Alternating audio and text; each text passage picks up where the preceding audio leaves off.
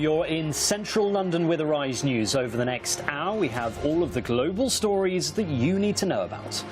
Hello, I'm Simon Pusey. And I'm Shahan Ramkisoon. You're watching The World. Welcome to the program. These are our top stories. Civil rights protests tonight in America. People are taking to the streets after another unarmed black man dies at the hands of a white policeman. The victim was gunned down as he ran away from the officer, who has now been charged with murder. Also tonight, guilty. The Boston Marathon bomber Djokhar Tsarnaev is convicted of plotting to use a weapon of mass destruction. 3 people were killed and more than 260 injured when the bombs exploded at the finish line in April 2013. Now the jury will decide if Tsarnaev should face the death penalty. Plus, one of the biggest jewel heists in history. $300 million worth of treasure stolen from a vault in the heart of London's gold and diamond district. And the global smartphone battle hots up. China's answer to Apple looks to conquer the Indian market, a stepping stone towards taking on its biggest rival on its very own doorstep in America.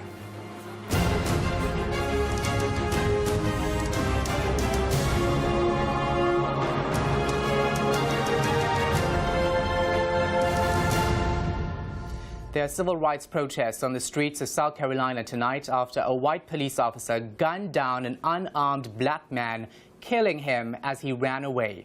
The officer was charged with murder soon after a cell phone video of the incident was given to authorities. Walter Scott died in North Charleston, shot dead by 33-year-old officer Michael Slager. Authorities have tonight confirmed that the victim was shot up to 8 times after the officer had already targeted him with a stun gun. Now, Rise News' Heather Walker has tonight's top story. Gunned down in broad daylight. This 50-year-old black man, Walter Scott, was killed on Saturday while running away from a South Carolina state police officer in the coastal city of North Charleston. The 33-year-old officer, Michael Slager, has been charged with murder and booked into a nearby jail. I can tell you that as the result of that video and the bad decision made by our officer, he will be charged with murder. According to local media reports, Slager had stopped Scott's car for a broken taillight. The video was released to the New York Times by the victim's family lawyer. He says the contents of the video contradict initial police reports. We can't bring Mr. Scott back, but something like this today can have a bigger precedence than just what happened here with Mr. Scott. Because what happened today doesn't happen all the time. What if there was no video? What if there was no witness, or hero as I call him, to come forward? Thank you, Lord. Then this wouldn't have happened. Because as you can see, the initial reports stated something totally different. The officer said that Mr. Scott attacked him and pulled his taser and tried to use it on him, but somebody was watching. Hallelujah. There was a witness that came forward with the video, and the initial reports were wrong. And that doesn't happen all the time across this country. North Charleston's police chief and mayor have met Walter Scott's family at their home to say they are sorry for what happened. Meanwhile, activists rallied against police violence outside the City Hall. It is the latest protest following the killing of unarmed black teen Michael Brown last year. His death sparked nationwide anger and a renewed debate on racism and policing.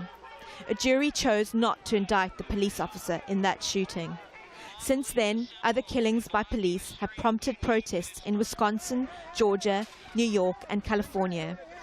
Officers have rarely been charged in these shootings, even when the incidents were recorded.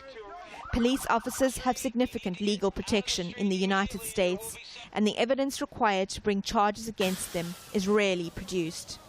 For the South Carolina Justice Department, this time, the evidence seems irrefutable. Heather Walker, Arise News. To some developing news now, and a jury has found Djokhar Tsarnaev, the surviving brother of the Boston Marathon bombings, guilty of plotting to use a weapon of mass destruction. 3 people were killed and more than 260 injured when the bombs exploded at the finish line in April 2013. The jury in Boston will now decide whether Tsarnaev receives a life sentence or the death penalty. His lawyers maintained he played a role in the attacks, but said his older brother was the driving force. Live to Washington now to speak to our senior correspondent there, Colin Campbell. Colin, first of all, what else did the judge say when this verdict was handed down?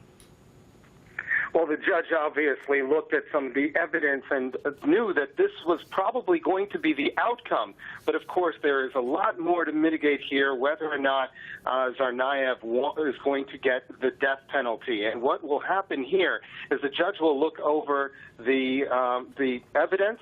He will ask the jurors whether or not they believe that this 21-year-old should get death. And they will have to decide whether or not what he did and his actions render the death penalty. They have to figure out how culpable he was. Was he brainwashed by or manipulated by his older brother? Or was he a standalone, motivated by political and religious fervor to carry out this attack? And I think that's what a lot of people are looking at right now as the jurors have to decide whether or not this person could try to be a martyr if he is sentenced to the death penalty, or if he should spend the rest of his life behind bars, not giving him that glorification of becoming a martyr, but also giving him that thought, making him pensive over the fact that every day he wakes up, he will be behind bars. Now, one of the defense's arguments before this trial even started was that it shouldn't happen in Boston because he was likely to get the death penalty because of the emotions. So is that going to be the case this time around or not? Well, that's what some analysts are looking at right now. It's unclear whether or not that assessment would be accurate because the defense did not really say that the younger brother, Dzhokhar Tsarnaev, had nothing to do with the attack. That was not the defense's strategy. They already all but admitted that, okay, Tsarnaev was the person that was behind these attacks, but how responsible was he was really what their strategy was. Now, 12 jurors will be looking at this evidence, and some are skeptical whether or not Tsarnaev will get the death penalty because all 12 jurors will have to be convinced without a doubt that he should receive the death penalty. Even if one juror and the 11 others think that he should get the death penalty, he will still spend life in prison instead of getting the death penalty because all of them have to be unanimous in agreeing that that would be the appropriate sentence for the 21-year-old. All right, thanks very much. Colin Campbell, live in Washington. And, of course, Arise News will bring you updates on the sentencing. Now, the United States says it's speeding up weapons deliveries to Yemen as aid agencies warn of a looming humanitarian crisis in the port of Aden. It comes after a Pakistani naval ship docked at Karachi airport with nearly 150 Pakistanis and 36 foreigners rescued from the country. Our special correspondent John Cookson has the story.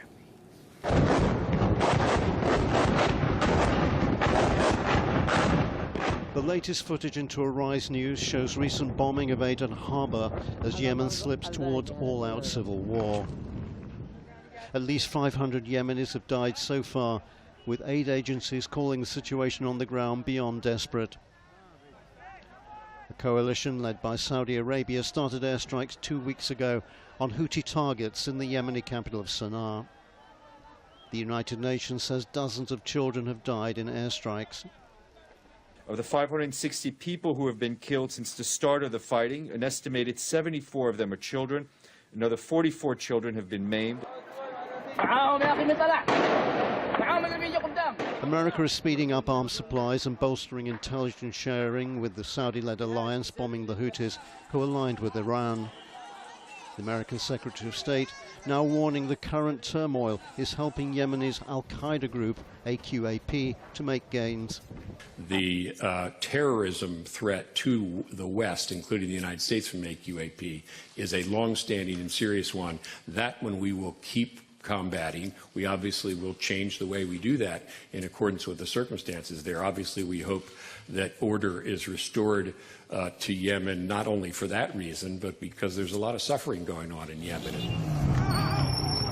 America is organising airlifts of its nationals, with India rescuing 4,000 as Yemen's turmoil deteriorates. John Cookson, Arise News. Time now for a very short break here on The World. When we come back here on Arise News, we'll be talking about one of Africa's most controversial leaders. Yes, we'll have the very latest on Zimbabwean President Robert Mugabe and his visit to South Africa. Stay with us.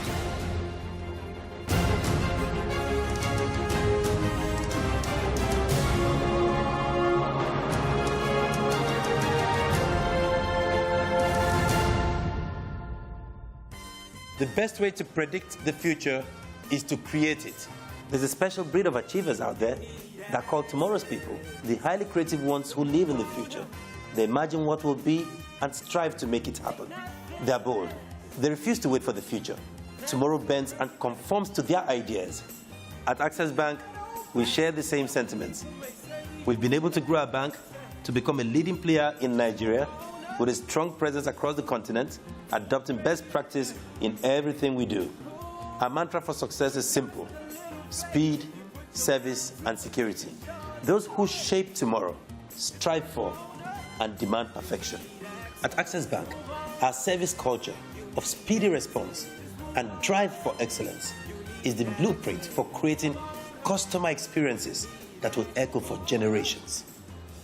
Come, let's work together and take tomorrow.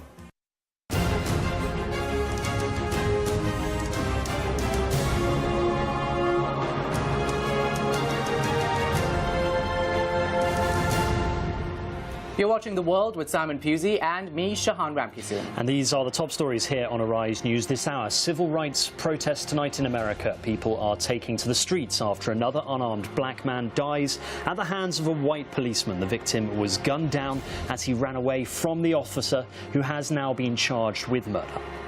Also tonight, guilty.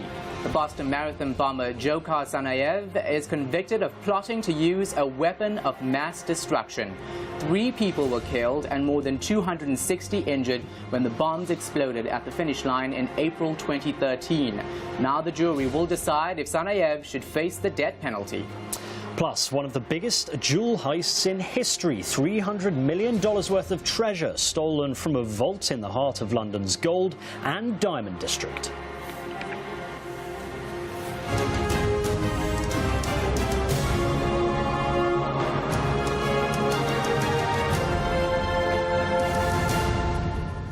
Well, let's continue with that story now, with details emerging that the thieves dynamited the door, abseiled down a lift shaft and stole hundreds of millions of dollars worth of diamonds. So many safety deposit boxes were opened, close to 70, that detectives here in London still aren't sure exactly what's missing. And the gem cutters, billionaires and Premier League footballers who use the vault for storage are still waiting for news tonight. Arise News reporter Sarah Morris was at the crime scene today and she filed this report.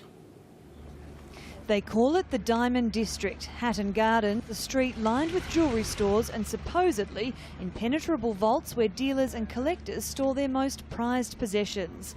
But today, the doors of Hatton Garden Safe Deposit Limited are the scene of the Great Easter Heist. Those who had items stored inside file in and out to check on their fortunes. In what sounds like a movie script, it's believed the robbers abseiled down a lift shaft and then used heavy cutting equipment to break into the vault, opening as many as 70 deposit boxes. And just like in a film, the thieves came very close to being caught. An alarm was set off, but the security guard who checked out the vault reportedly said he wasn't paid enough to go inside and investigate. Jerry Landon keeps his jewellery in the vault and he's furious. I cannot believe that they couldn't actually go into the premises and investigated it properly. That is the main thing that I feel let down totally. Striking on Thursday night, the thieves had all long weekend to collect their haul. Police believe it may have already been shipped abroad. It's certainly quite interesting, a bit audacious, isn't it? Sort of Hollywood movie touch, really. Yeah, it was like really interesting, like how people didn't necessarily know until a few days after it actually happened. Yeah, definitely Ocean's 11. Well, you kind of think, how in this day and age could it be done? Given all the security measures, and they must have sensors with vibrations. How on earth did they not go off? Detectives spent today at the crime scene trying to establish the identities of those affected. Jewellers often keep their gems in the safes during long weekends. Some of those who use the site are not thought to be insured. Among the most valuable items feared to have been stolen is a half-cut aqua diamond worth £500,000. Sarah Morris, Arise News. To Kenya now, and the bodies of the 147 people massacred at a university in Garissa last week are being released to their relatives. The country's education principal secretary says the government started returning the bodies ahead of the burials, and their target was about 20 per day. Meanwhile, 6 men, 5 Kenyans and a Tanzanian have appeared in court nearly a week after the massacre. The Kenyans are suspected of supplying weapons to the attackers who killed 148 people, while the Tanzanian man was found hiding in the ceiling of the university campus holding grenades. Our reporter Karen Chambers has the latest now on reaction across East Africa. They sang songs and waved placards. Kenya's Somalis denouncing militant Islamist group Al-Shabaab, who killed 148 at a university campus last week. "Shame on you, killers of innocent children," was just one of the many messages condemning the killings. Somalians and Kenyans of different religions have lived side by side in this Nairobi suburb of Eastleigh for years. Concern here is growing that the recent massacre could divide this mixed community. We Muslims are a peaceful and loving community who live in harmony with our Christian brothers. Al-Shabaab are evil. The Kenyan government say Al-Shabaab use this region as a planning base, taking advantage of Kenyans of Somali origin. In the past, government officials have accused Somalis of colluding with militants. Some people here believe that the government and the community need to work together to find a solution to extremist attacks. We have started the process of releasing the bodies of our beloved young ones, the students of Garissa University. And as from now, we are processing the release of the bodies. Today isn't just about anti-Al-Shabaab protests. The first batch of victims' bodies have been handed over to their families. The task of moving the corpses will now be spread over the next few days. Yesterday, 6 suspects appeared in court in connection with the massacre. Testimonies from survivors recounted how gunmen from Al-Shabaab hunted down victims and killed. Magistrates ordered the 6 men, 5 Kenyans and a Tanzanian to remain in custody for at least a month. Last week, Thursday, was a dark day for Kenya. The government is now calling on allies to help in the battle against terrorism by boosting its intelligence and surveillance services to fight back against the extremists. Karen Chambers, Arise News. Let's move to Nigeria now, where the nationwide vote for state governors is now just 3 days away. But could these elections be just as important as the presidential ballot? Well, to find out, let's go live now to our special correspondent in Lagos, Sarah Firth. Sarah, so 3 days to go now until the state governor elections. But is Nigeria getting as excited, would you say, as it did about the presidential elections?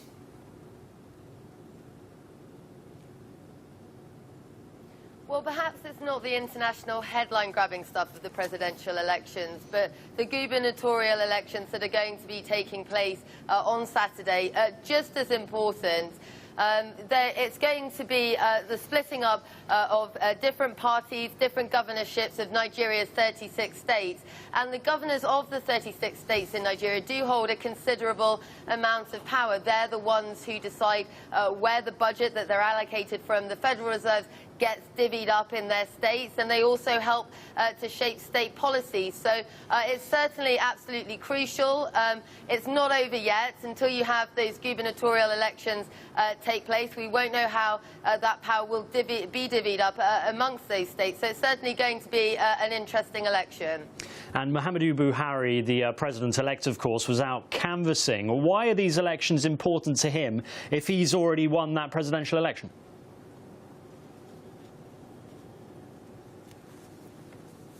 Well, this is important because this is, as I said, where you're going to see the power divvied up.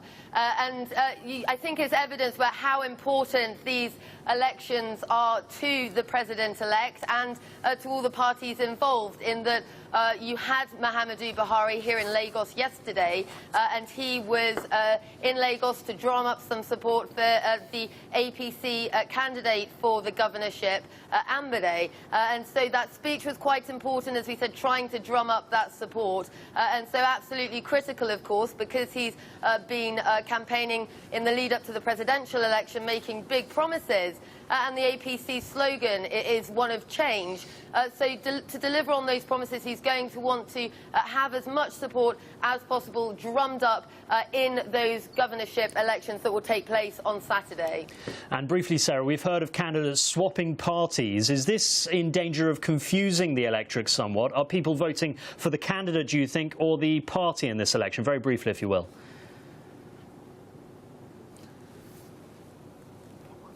Well, I think it's understandable. You saw that happen in the lead up to the presidential election. I think it's important because, again, the APC and President-elect Muhammadu Buhari campaigned on this slogan of change.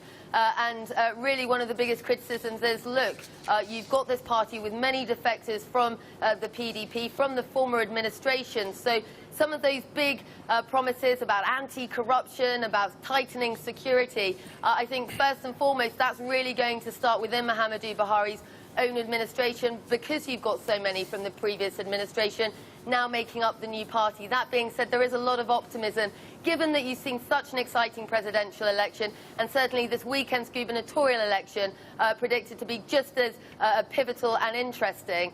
There's a lot of optimism that really there is going to be big changes ahead. Sarah Firth, live there in Lagos. Thank you very much indeed for that. To other international headlines now, and 2 British nationals detained while trying to cross the border from Turkey into Syria have been taken to a psychiatric ward ahead of deportation.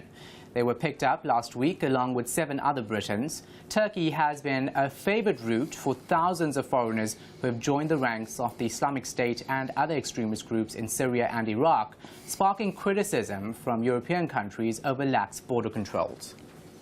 A US soldier has been killed in Afghanistan after reportedly being fired upon in an insider attack. The Afghan soldier was also killed when the US troops returned fire in the eastern Afghan city of Jalalabad. The shooting erupted as a US diplomat was leaving a meeting with the provincial governor.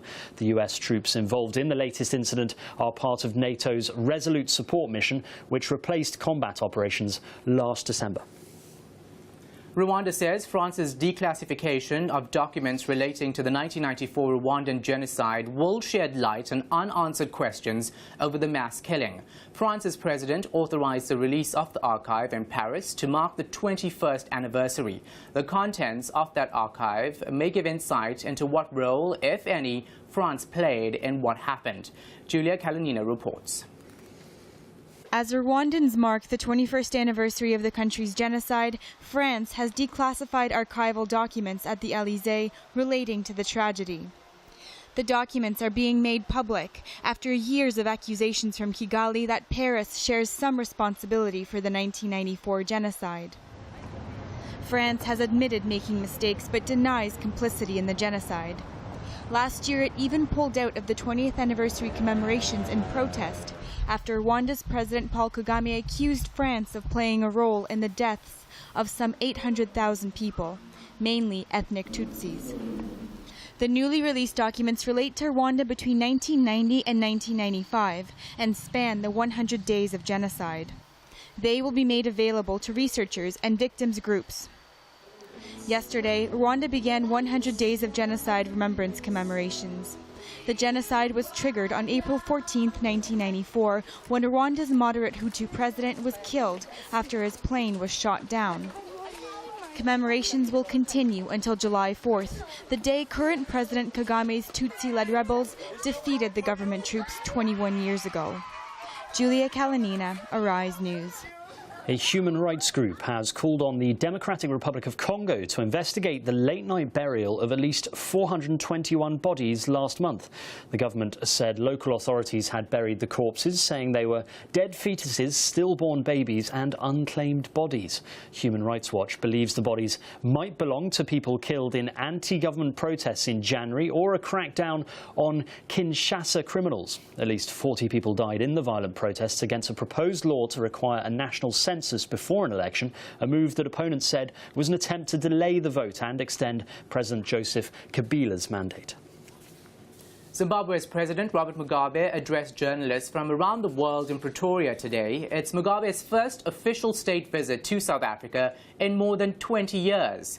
As the Zimbabwean economy continues to stall, President Mugabe has taken an outward-looking approach to reviving the nation's coffers. Arise News' Oliver James reports.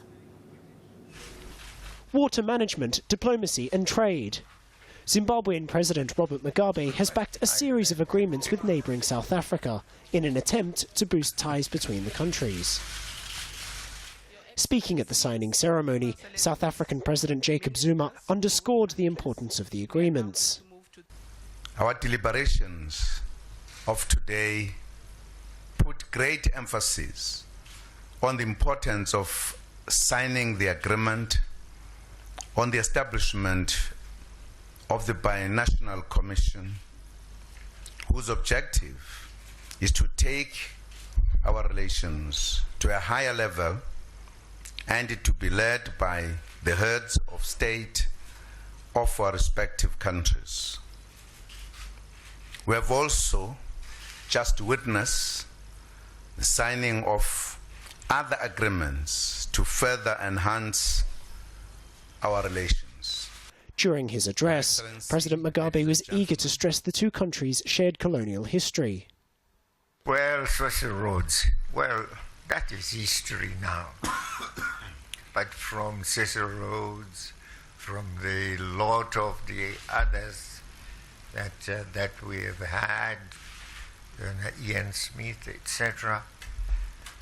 Well, now we have our own people, and we have President Zuma here, we have President Mugabe in Zimbabwe. That's what you fought for.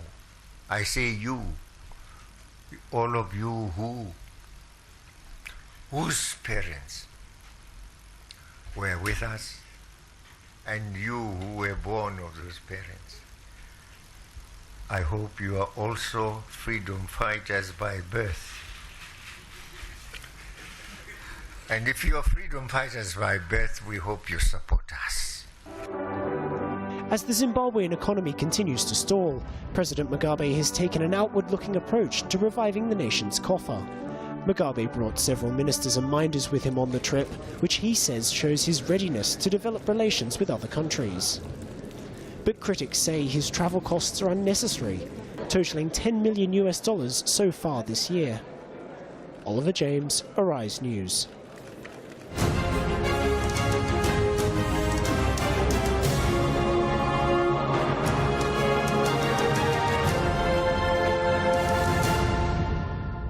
It's 28 minutes past the hour here in London, and you're watching The World with Simon Pusey and me, Shahan Ramkisoon. Thank you for being with us here on Arise News. And we move to the events in Russia now, where Greek Prime Minister Alexis Tsipras today visited Moscow for talks with Russian President Vladimir Putin. It comes as Greece continues to struggle with its debt crisis. The country is in talks with the EU and IMF to unblock a bailout package, as it could run out of funds within weeks. Its next big payment is due tomorrow. Greek officials have previously pointed to Russia as a possible alternative source for financial assistance, while Russia has also hinted at lifting a blockade on Greek products. Well, joining me now to talk more about this is geopolitical expert and international affairs analyst Marco Vicenzo. Thanks so much for your time. It was very, very confident of the Russian president to come out today and say, we're not helping them out financially. Why is that so? Russia is steeped into deep political problems and economic problems. Primarily is the Western sanctions against Russia, which have damaged the Russian economy. And secondly, and probably even more importantly, is the international price of oil. The international price of oil has further done damage to the Russian economy. And Russia is in a very weak position right now, and the least it would want to do is to try to prevent further problems by trying to play Greece as a Trojan horse within Europe. But Vladimir Putin did say that Russia will try to invest in projects in Greece. So it was somewhat of a successful talk if you look at future investments in Greece. It's diplomatic language.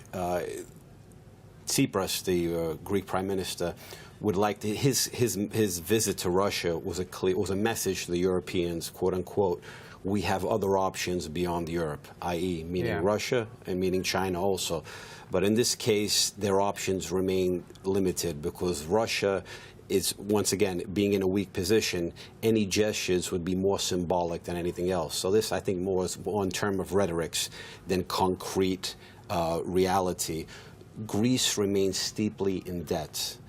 Europe has poured billions into Greece, and Russia simply doesn't have the billions to bankroll Greece. Yeah, definitely not, especially since of the sanctions in Russia. But Austria came out today saying to Greece, you should be careful of your relationship with Russia. Why would they do that? It's all the European member states. Basically, Austria and many states in Central and Eastern Europe, and many of them reliant upon Russian natural resources, primarily gas, are very much fearful of Russian leverage in Europe.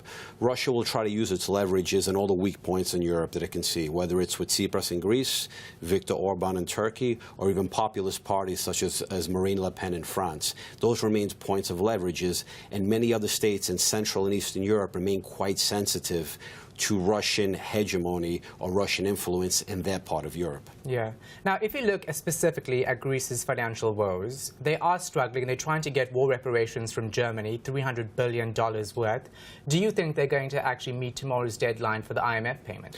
They've said they did so. The Greek finance minister, Varoufakis, was in Washington on Easter Sunday, and he said specifically after a meeting with Christine Lagarde that they would pay their debts to the IMF, and they'll pay their debts for the month of April. But the big question is, technically they'll be bankrupt by the month of May, unless they reach a reform package with the Eurozone countries. They will be technically in default, basically bankrupt by the month of May. So these next few days, these next few weeks remain a very, very critical time. Yeah. Now, the president of Greece says he's trying to renegotiate with the EU and IMF, of course, but they're not happy with the Greek reforms. So are they going to get any more money if they need it? Are they going to get an extension on future payments? Do you think that's likely? The bottom line for many of their creditors is the key words: structural reform. The Greek government has promised to crack down on tax evasion, which is to the delight of many of their creditors.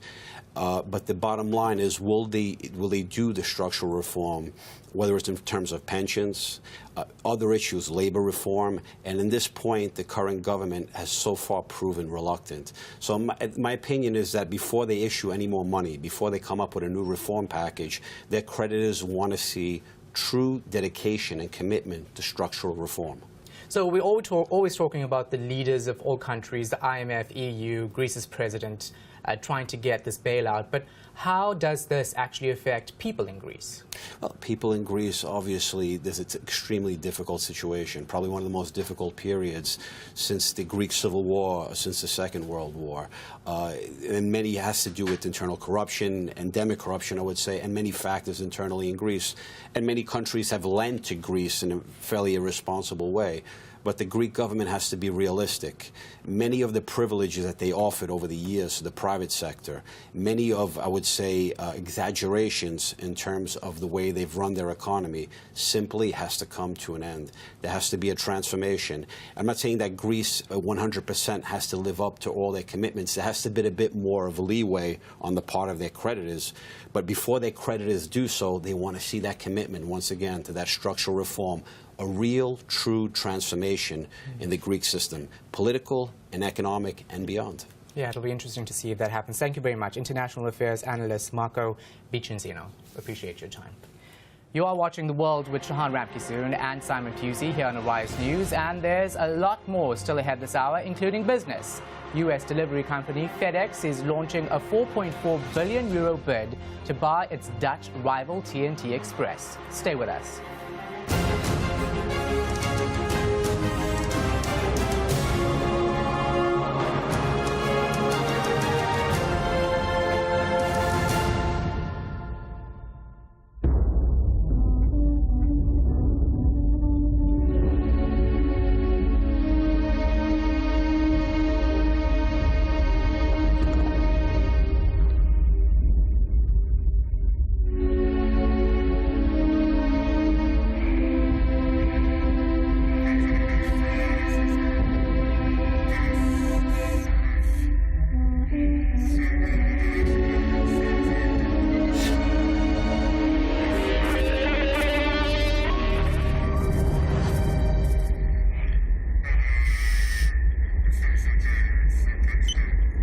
Wherever and whatever your banking needs, Guarantee Trust Bank will be there, now and into the future.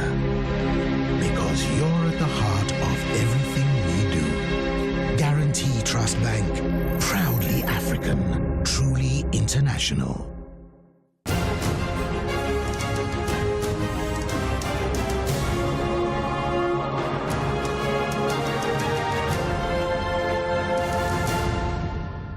You're watching The World with Simon Pusey and me, Shahan Ramkisoon, here on Arise News. And we move to business news now, and our daily roundup of the day's main international economics themes from Arise News Global Business Editor, Michael Wilson.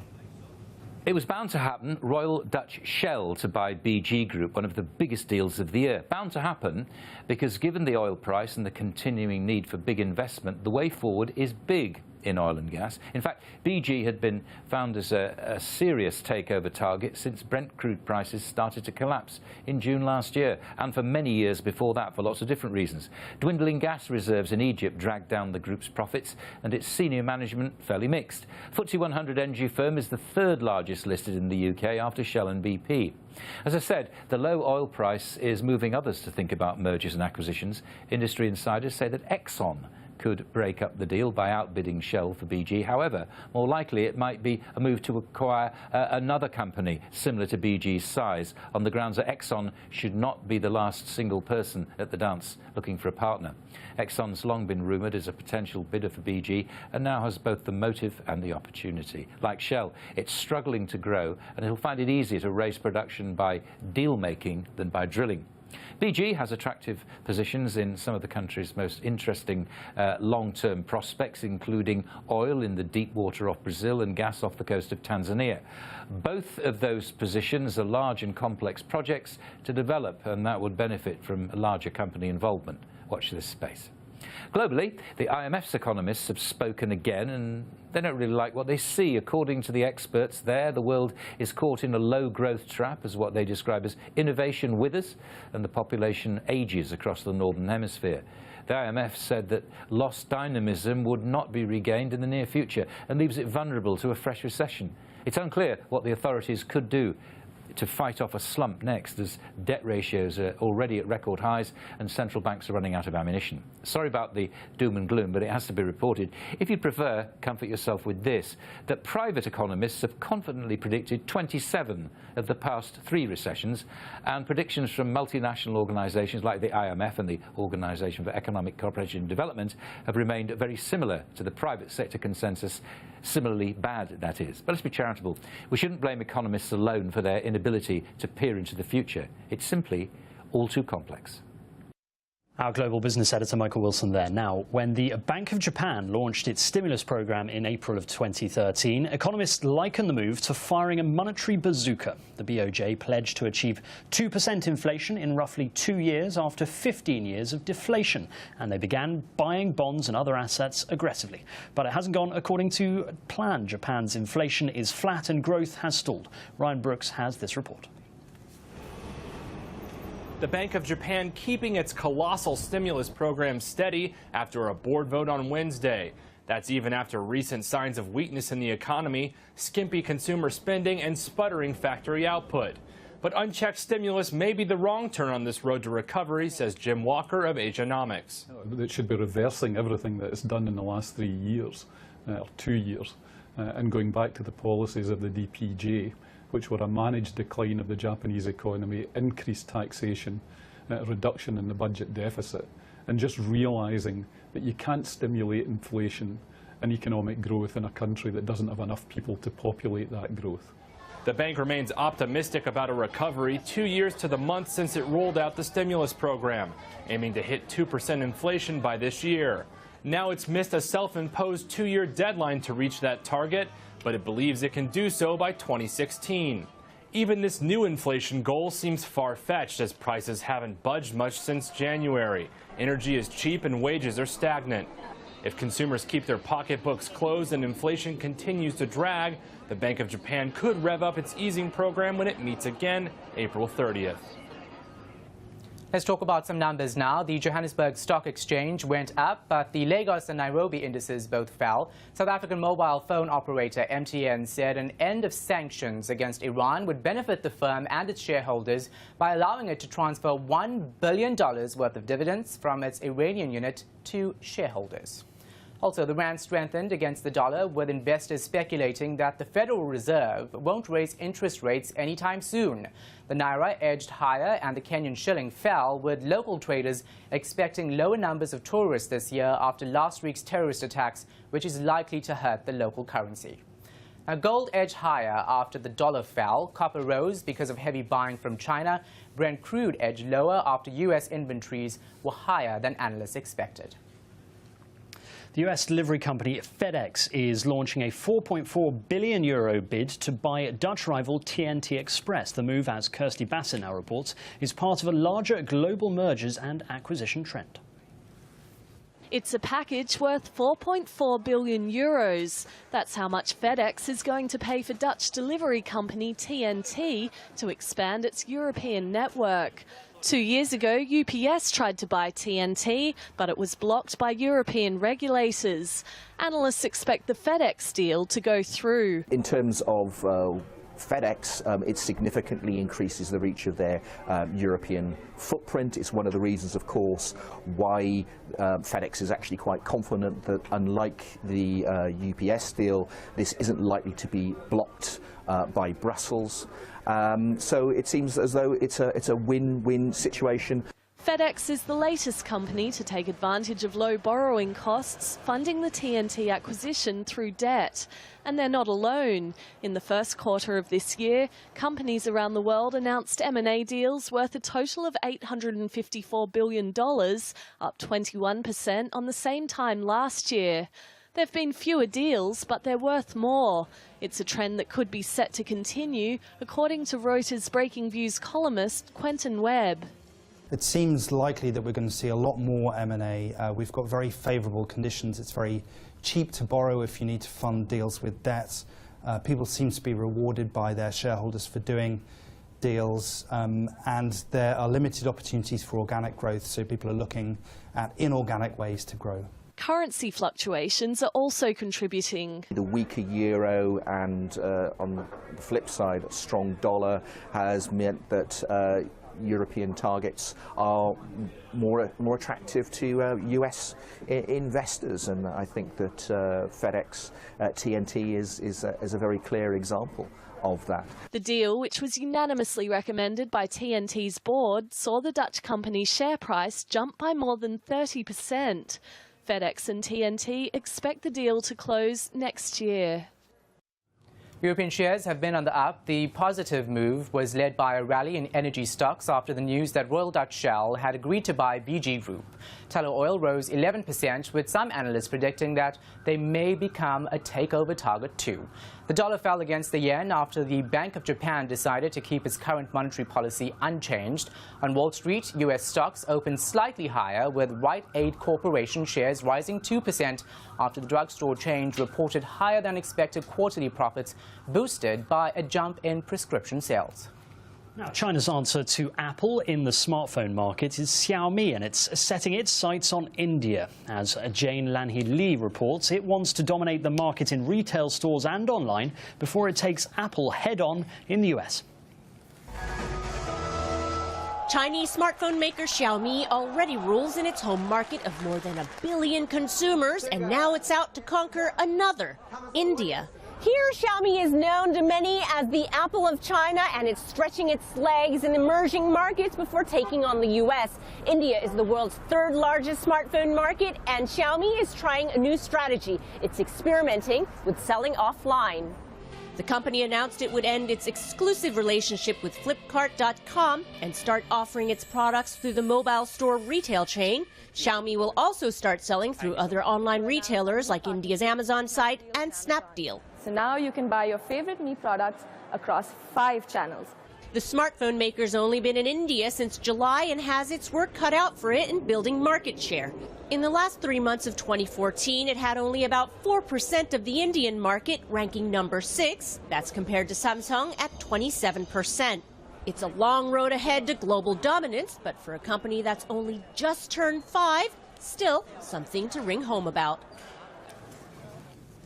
You are watching The World here on Arise News with Shahan Ramkissoon and me, Simon Pusey. And there's lots more ahead this hour, including a look ahead to tonight's Global Sports Report with Andy J. What have you got for us, Andy? Well, Simon, we'll have reaction to the announcement that Gabon will be hosting the 2017 Africa Cup of Nations, Luis Figo's statement about Sepp Blatter's supporters, and we'll unveil the most disliked man in golf. Stay with us.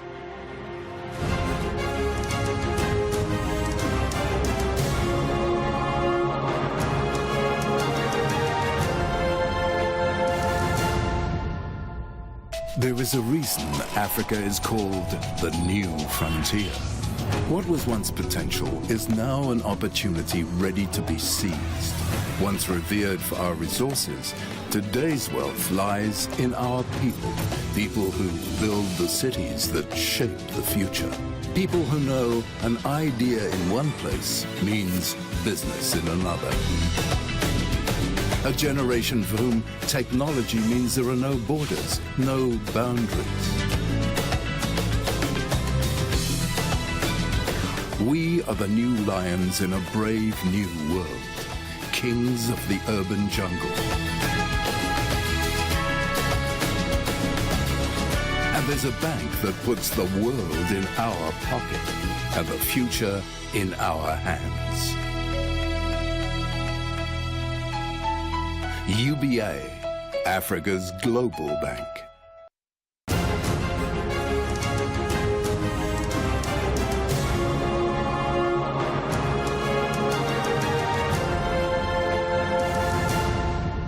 Welcome back. You're watching The World with Shahan Ramkissoon and me, Simon Pusey, here on Arise News. And we turn now to sport. Joining me, the Global Sports Report anchor, Mr. Andrew J. Andy, let's start. There's been some football tonight. Give us the latest. Yeah, there has. I mean, basically, the breaking score is that Liverpool are going to Wembley. They have just beaten Blackburn 1-0. Philip Coutinho with the goal, quite a nice goal as well. And, of course, we have to mention Barcelona, who are they have now got 9 wins on the bounce. Incredible. They've just won 4-0. Brilliant. Didn't quite sort of live up to Real Madrid's latest 9-1 score, but there we go. Yeah, still ahead of them. Africa Cup of Nations 2017, we now know the hosts. Who are they? That's right, it's going to Gabon.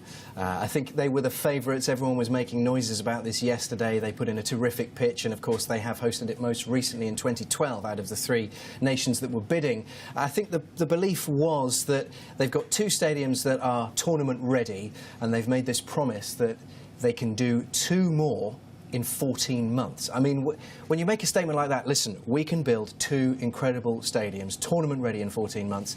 If you can really back that up, and you've got to assume they've been able to do that, it's hard to argue against giving it to them. So almost the sort of safe bet, and you wouldn't disagree with that being a policy given what's happened before. Obviously, why not choose the host that you think can really pull it off? Luis Figo, we were talking about Sepp Blatter yesterday, yes, and how he's basically got it in the bag in terms of staying president of FIFA. But Luis Figo disputes Blatter's African support that he got yesterday. Very much so. I mean, this is obviously a rally cry from Figo, and he can't really say much else. But he has backed this up a bit. I mean, he's started his statement with things like, well, listen, after the endorsement, you know, last time Sepp Blatter had an endorsement like this, the room was full of nations giving him a standing ovation and applause, whereas this time the applause was average, was how he described it, or muted, no standing ovation whatsoever. But he has backed it up by saying, look, the fact of the matter is that what I don't want to see, and what one of the problems here, is that nations are feeling press-ganged into doing what they're told. And that is one of the things that he is standing up against. He wants everyone to have a voice, and he's had a lot of assurances privately that he will take a significant number of African votes. And I think he's probably got a point. He does have a fair amount of support, so it may not be a done deal for Blatter just yet. Interesting. Well, yeah, it'll be good to see how Luis Figo gets on. Obviously, this is the first time he's going head-to-head with Sepp Blatter as opposed to some of his other challengers who've dropped out. Bubba Watson has been named the most unpopular man in golf. Tell us a little bit about this. How do you become the most unpopular man in golf? This is a fascinating story, and it's a little bit tongue-in-cheek, but it's based on a private poll of 104 professional golfers. They've been asked a series of random questions, and they've been doing this for months and months and months and collating the data. And the great story that's come out of this is that Bubba Watson is the man that very few of them would come to the assistance of in a fist fight. In fact, it's a quarter of the golfers have actually named him as the guy they wouldn't help out. Terrific fun. Yeah, really interesting that. I'd have picked a few other golfers, but I will not name them on television, Andy. Thank you very much, and there'll be more from Andy in Global Sports Report at 21:30 GMT. For now, though, it's more of the news. Back to you, Shahan. All right, thanks, guys. And let's move on to some entertainment news now. The king of controversy, Kanye West, has settled a lawsuit with a photographer who sued him over a scuffle. The rapper agreed to the terms, which included an apology to avoid a trial over the physical altercation at the LA International Airport in 2013. West had already been placed on probation and was ordered to complete community service and anger management sessions. The incident, which was captured on camera and posted online, appeared to show West lunging at Daniel Ramos. Blues guitarist B.B. King is back home and feeling much better following a stint in hospital for diabetes-related issues. Known globally as the King of Blues and considered the greatest guitarist of all time, the 89-year-old was admitted into hospital on Friday, suffering from dehydration. King thanked fans for their well wishes on his official Facebook page and said he's recovering well. Taylor Swift and Sam Smith lead the nominees for the 2015 Billboard Awards, which will be held in Las Vegas next month. Katy Perry and Ariana Grande are up against Meghan Trainor, Taylor Swift, and Australian rapper Iggy Azalea for Best Female Artist. Arguably, the biggest song of the night is Best Single, which will see Swift's Shake It Off pitted against Stay With Me by British soul singer Sam Smith. Don McLean's American Pie lyrics have sold for a staggering $1.2 million. The 8-minute song was #1 in the US for 4 weeks and reached #2 in the UK singles chart in 1972. The 16-page draft has been expected to fetch as much as $1.5 million. The sale is now recorded as the third highest price for American song lyrics. Animals have taken center stage at the premiere of a new rodeo-themed romance film. The Longest Ride is the 10th feature-length adaptation of Nicholas Sparks' book. He's the author of the Hollywood hit The Notebook, but not everyone's celebrating. Animal rights groups say the film glorifies cruelty to animals. Our entertainment reporter, Juliana Aladepo, has more. Wasn't that simple?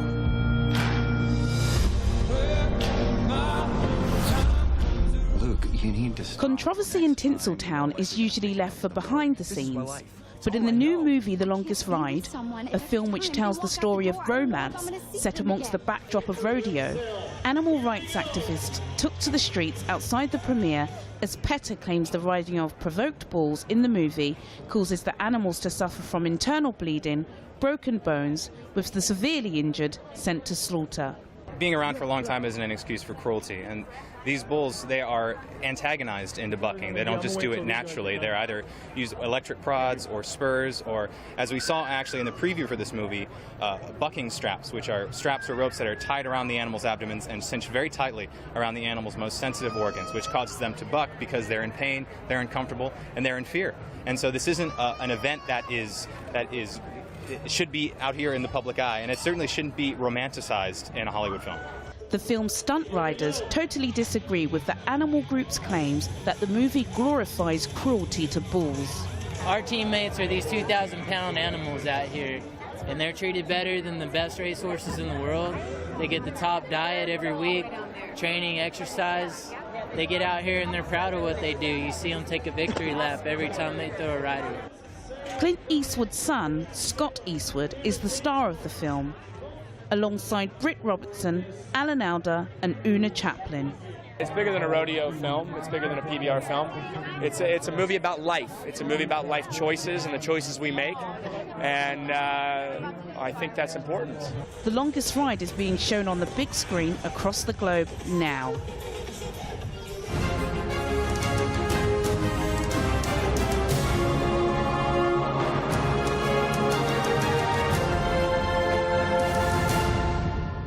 With this hour's headlines, civil rights protests tonight in America. People are taking to the streets after another unarmed black man dies at the hands of a white policeman.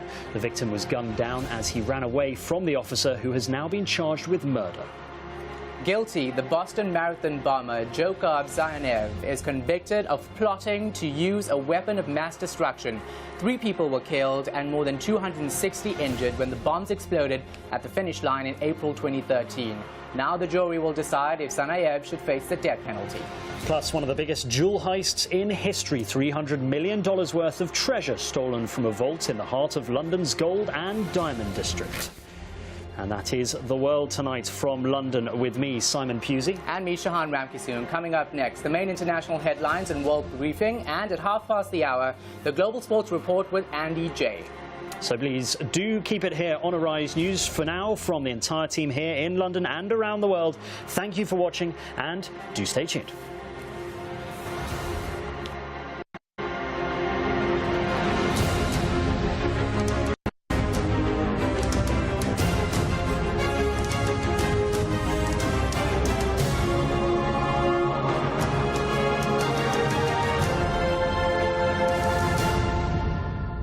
Thinking of banking in Africa? Then think Zenith, one of the biggest in Nigeria, with assets over $16 billion, listed among the 20 most influential brands in the world, and winner of Best Bank in Corporate Governance. The most customer-focused bank in Nigeria, a success built on 3 foundations, dedicated to people, technology, service. Zenith Bank, in your best interest.